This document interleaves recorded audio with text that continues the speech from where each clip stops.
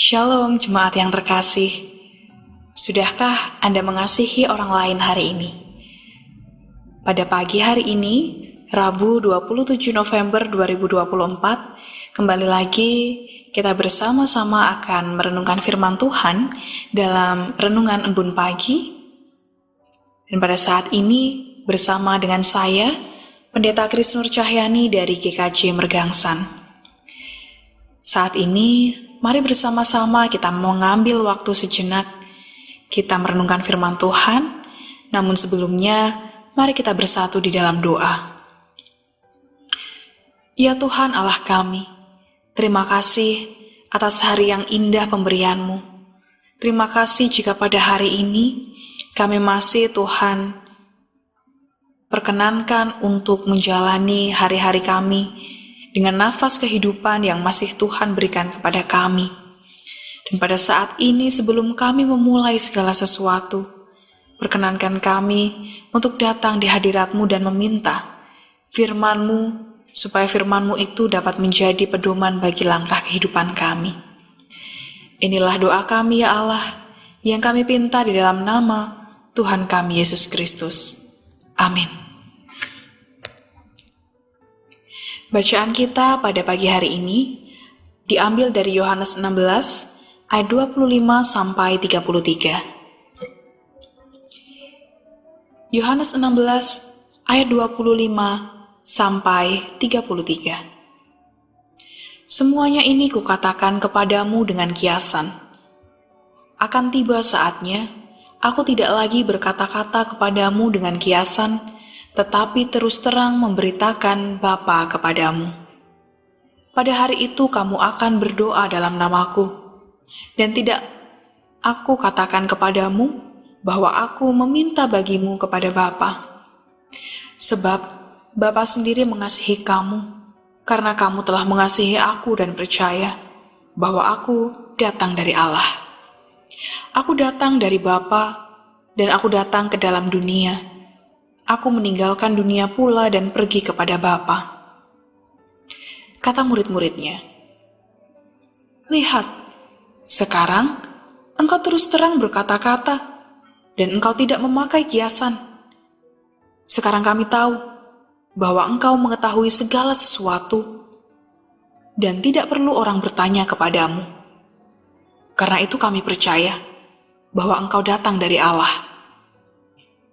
Jawab Yesus kepada mereka, "Percayakah kamu sekarang?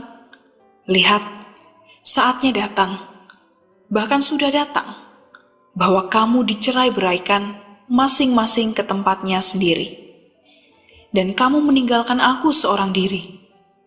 Namun aku tidak seorang diri, sebab Bapa menyertai aku. Semuanya itu kukatakan kepadamu, supaya kamu beroleh damai sejahtera dalam aku. Dalam dunia, kamu menderita penganiayaan, tetapi kuatkanlah hatimu, aku telah mengalahkan dunia." Nats kita pada pagi hari ini diambil dari ayat 33. Saya akan membacakannya lagi untuk kita sekalian. "Semuanya itu kukatakan kepadamu, supaya kamu beroleh damai sejahtera dalam aku. Dalam dunia, kamu menderita penganiayaan, tetapi kuatkanlah hatimu. Aku telah mengalahkan dunia." Jemaat yang terkasih, suatu ketika ada seorang perempuan yang mengendarai mobil untuk menuju suatu tempat. Namun sayangnya, ketika dia berangkat, hari masih cerah. Namun tiba-tiba di tengah perjalanan, tidak terduga, hari mulai mendung, langit mulai gelap, lalu mulailah angin menerpa mobilnya. Semakin kuat angin menerpa, dan saat itu perempuan itu sadar bahwa ada badai di depannya. Dia terus menancap gas, berjalan pelan-pelan untuk melewati badai itu. Karena mau tidak mau, dia tidak bisa berhenti. Dia tidak bisa menyerah hanya karena ada badai di depannya. Dia harus sampai ke tempat tujuan karena ada seseorang yang telah menunggunya. Betapa sulit melewati badai itu. Mobilnya seperti dilempar ke sana dan kemari, didorong oleh angin yang begitu besar. Belum lagi pandangannya kabur karena kabut dan juga derai air hujan. Meskipun takut, perempuan tadi terus melaju dengan pelan namun pasti. Di dalam hati, dia berdoa kepada Tuhan. Ya Tuhan, selamatkanlah aku, sampaikanlah aku di tempat tujuan akhirku. Lalu tiba-tiba, badai itu terasa senyap. Dia masih bisa melihat badai itu, tetapi mobil yang ia tumpangi tidak lagi merasa terdorong ke sana dan kemari. Mobil yang ia tumpangi terasa tenang. Ternyata dia sadar, dia telah ada di tengah mata badai. Jemaat yang terkasih, kisah tadi dapat menggambarkan bagaimana perjuangan kehidupan kita. Seringkali, ketika suatu permasalahan terjadi, maka rasanya sangat menakutkan.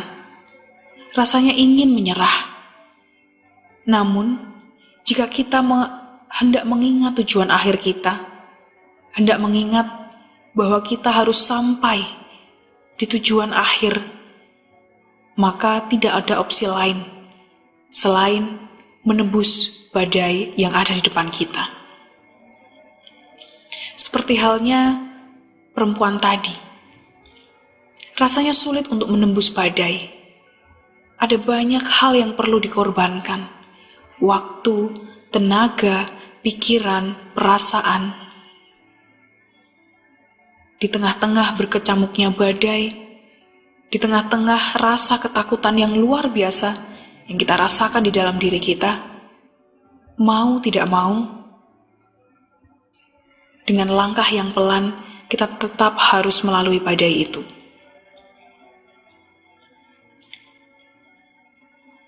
Demikian pula yang terjadi dalam kehidupan kita. Rasanya sungguh berat. Rasanya ingin cepat-cepat selesai. Namun, kita tahu bahwa tugas kita belum selesai. Perjalanan masih cukup panjang. Namun badai harus tetap dilalui. Kehidupan kita di dunia ini tidak bisa kita prediksi. Ada kalanya langit begitu cerah. Ada kalanya semua begitu membahagiakan. Namun tiba-tiba bisa saja badai menerpa kita. Entah itu ketika kita kehilangan orang terkasih, mengalami kesulitan dalam pekerjaan kita, sahabat kita menusuk kita dari belakang, atau suatu musibah menimpa kita, kecelakaan, sakit penyakit, atau hal-hal lain. Tidak mudah untuk melewati itu semua. Itulah yang dikatakan oleh Yesus, bahwa di dalam dunia ini, kita akan selalu menghadapi penderitaan dan penganiayaan. Namun, sekali lagi Yesus berkata kepada kita, kuatkanlah hatimu, hadapilah badai kehidupan yang menerpamu. Jangan pernah takut akan dunia yang selalu menantang dan menganiaya engkau.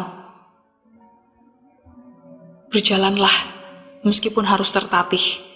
Berjalanlah meskipun langkahmu pelan. Tetapi kuatkanlah hatimu. Karena seperti halnya perempuan tadi,